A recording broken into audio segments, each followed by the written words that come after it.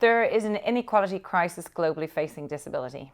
And this can't be resolved by governments or charities alone. It needs the most powerful force on this planet, which is business. But disability has been on the sideline of business, and we believe at the Valuable 500 it's because we haven't had leadership attention and intention. 56% of our global boards have never had a disability conversation. We know that leaders make choices, and choices create culture. And we know that in the shadow and the light of a leader. And we need leaders to release the potential into their organisation to operationalise disability business inclusion. The Valuable 500, which was launched at the World Economic Forum in Davos this year with our chairperson Paul Poman and our strategic partners One Young World, Omnicom and the Virgin Media Group, exists to position disability equally on the global business leadership agenda and to get business to equally include disability as part of their inclusion and diversity agenda. Its aim is within the year of 2019 to get 500 of the world's most influential brands and their CEOs to create this critical mass, because it's 500, this critical mass, this tipping point for change. And we will report back on those organisations in Davos 2020.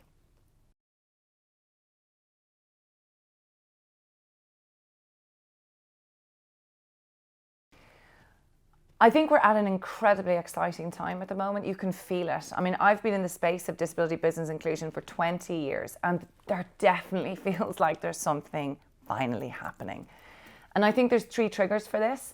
One is the younger generation and their insistence upon being valued as unique and individual equally, and their acceptance of difference. The second piece is this digital revolution, and social media is giving voice to so many people who never had it before. And I think technology, I mean, there's no doubt that is a huge democratizer. So there's a lot going on. And also, I really believe around brands. So one of the things that I think is changing, and speaking to CEOs around the world, for a long time, they never really saw the full business case. And this is a business case around innovation and growth and talent and brand and an 8 trillion market. And for too long, disability had been competing with other issues on the diversity and inclusion agenda, which is just crazy. Why would we do that? I think leaders are finally seeing it now. And I think they're actually seeing this as a point of growth and differentiation that hasn't been touched.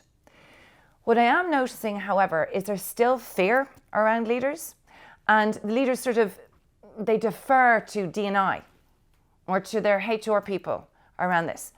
But I don't believe that, first of all, inclusion is a D&I conversation. It's a leadership conversation. It's a sustainability conversation. It's a cultural conversation. And when we ask organizations to join the Valuable 500, the leaders go, of course, like, why wouldn't I? But the obstacle and the barrier is the system that still doesn't understand the huge opportunity. But it is changing. And when we see now, on this day, that we have just under 200 organizations globally signing the Valuable 500, we are creating that FOMO, fear of missing out, that tipping point for change. And that's exciting. And listen, we're only on a journey together. And I think we're going to see a huge change in the landscape in the next 18 months.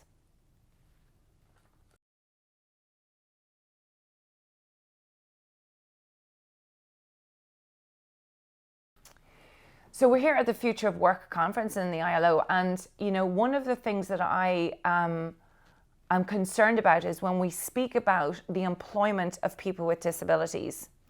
There's a few kind of misunderstandings. One is, of the 1.3 billion people in the world who have a disability, 80% of that is invisible, and 80% is acquired between the ages of 18 and 64. So when we're talking about employment and work, we need to understand there's a lot of people. I did not disclose my disability until 20 years ago. I'm registered blind. I was in the closet for a long time. I came out of the closet 20 years ago in Accenture. And the reason I didn't talk about my disability was for fear of not being allowed to do what I wanted to do, or my talent or capability or potential or skills to be recognized, that it would be distracted by this definition of disability. So I think we really need to understand that disability is not one type of disability. It's so many different identities, different lived experiences, and it can happen to anybody. Okay, so this is the first part of what we need to understand. But the second piece around the future of work we need to understand is people with disabilities have a very different way of looking at the world and a very different way of being in the world, which I think is a great opportunity for growth and innovation around technology. You've got to remember the remote control was designed for visually impaired and blind people. And look, we all use it. Like at the very basis, I think people with disabilities can really help around the ideas of universal design or human-centered design or design for all, which enables all of us to flourish, to bring ourselves to work. But the third thing I think we need to really understand when we're talking about the employment of people with disabilities is until we attach this to a model of value, until we see the value model of people with disabilities as consumers and suppliers and members of the community and talent, why on earth would an employer who is so already overwhelmed with so much, who still doesn't understand the business case, see it unless it's connected to the full value chain? So when we're talking about the future of work for people with disabilities, we need to understand the value chain. And that's why we call this the Valuable 500. We're not asking companies to do this because I'm certainly not even trying to make the case anymore for people with disabilities in the future of work. There's a risk now. There's a risk to companies and to brands not to include this talent, not to include this resourcefulness to serve consumers, to serve the new growth areas. It's a risk to your brand. So my invitation is to companies around the world, do you not want to get first mover advantage or be the early adopter, because it's certainly there to take.